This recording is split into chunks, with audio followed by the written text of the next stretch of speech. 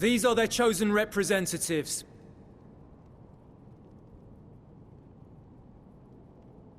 Very well. Let us hear what they have to say. Yes, sir!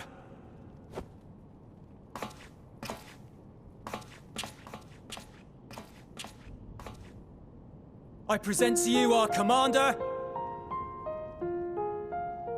Lord Quintus van Kina, legatus of the Ist Legion. The first? I had no idea you had survived.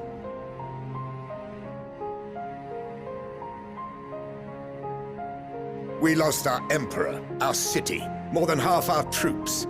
For my wounds, I may never take the field again. But we survived, aye.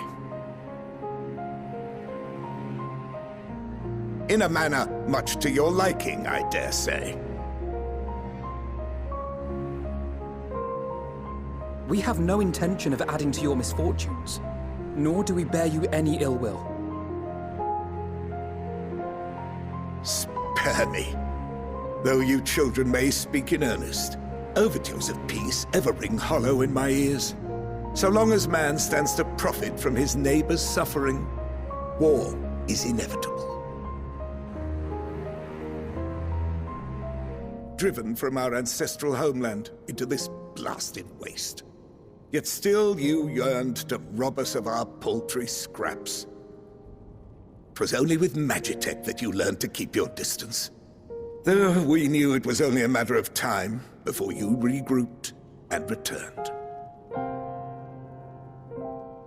Conquest and empire were our only defenses. Emperors Solus and Varus understood this, and through their campaigns saw us grow and prosper. Much blood has been spilled in Garlemald's name, aye. But if it is a choice between yours and mine, then it is hardly a choice at all. I do not deny that a great many conflicts throughout history were driven by the desire or necessity to gain by another's loss. That is not why we are here. Nor have we come to petition your aid in the war with the Telophoroi, grave though that threat may be. Our purpose is simply this. We wish to help you. Let us help you. If there is aught that can be done to ease your plight, we would be glad to do it. Perhaps you would.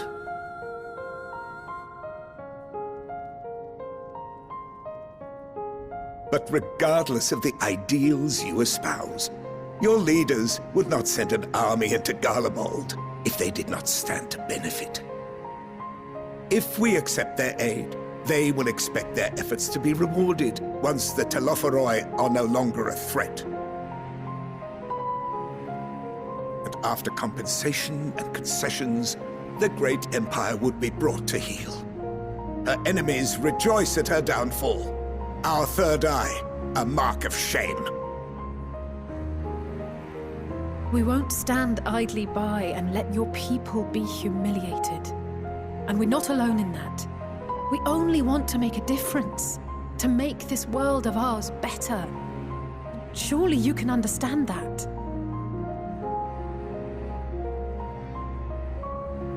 What I'm trying to say is, there are so many people who just don't care about making you suffer.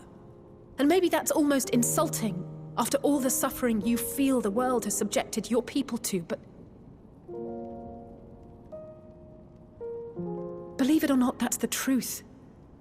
And now we're here, and all we're asking is for you to tell us what you want, what you hope for.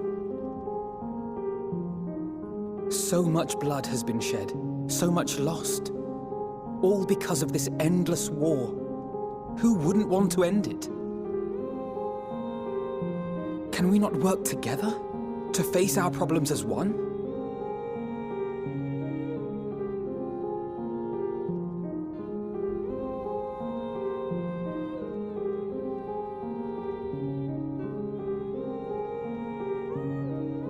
Answer me this, young peacemakers.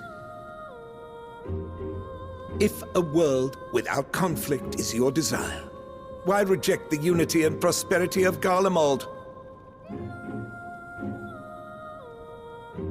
Is it because we do not share your faith? That we do not share your heritage? That our ideals and virtues differ? That we cherish and hold in the highest that which you do not? Disparity is the root of discord, and peace built on compromise is flawed and fleeting. Happiness for one and all is a dream, and the reality is that to the victor go the spoils. That is why we Garleans will never submit nor surrender. For freedom and for pride, we will remain true to ourselves until the bitter end. That is my hope.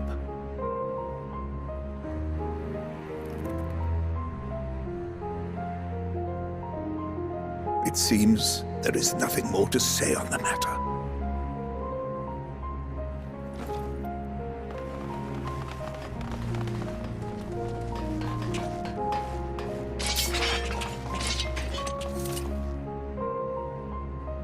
You will remain here while I decide what is to be done with you.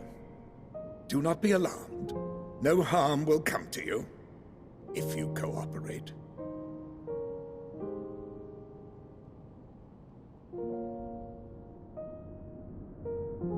We will not resist. However, as your guests, I ask that we be allowed to speak with the other members of your group. As you wish. I had no intention of locking you up, as by dawn you would be frozen stiff and you're no good to me dead. You are free to move about the encampment, but there is one condition. Collar them.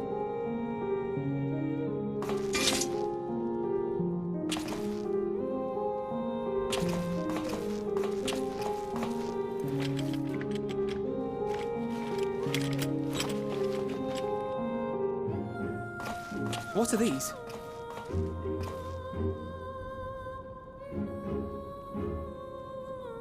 Incentive. You'll be watched at all times.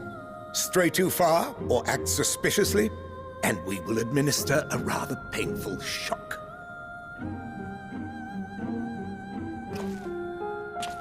Stop! Keep away from that one.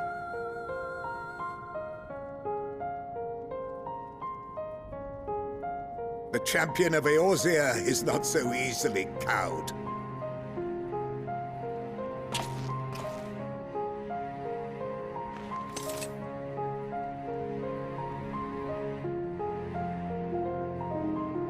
Even if he allowed himself to be collared, the shock would be no more than an itch.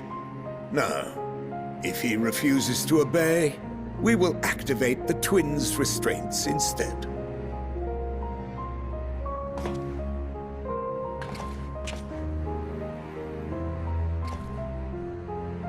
You needn't worry about us. We'll forget we're even wearing them soon enough. Even now, you still... Why go to such lengths? What is it all for?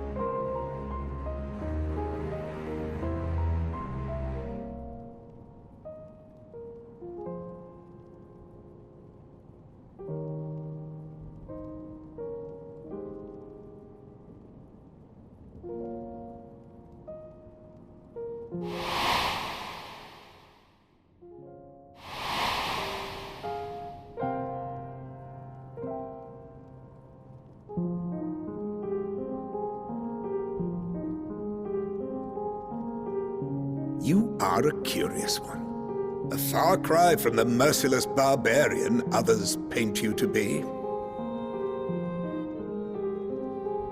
You will be their warden. Take them away.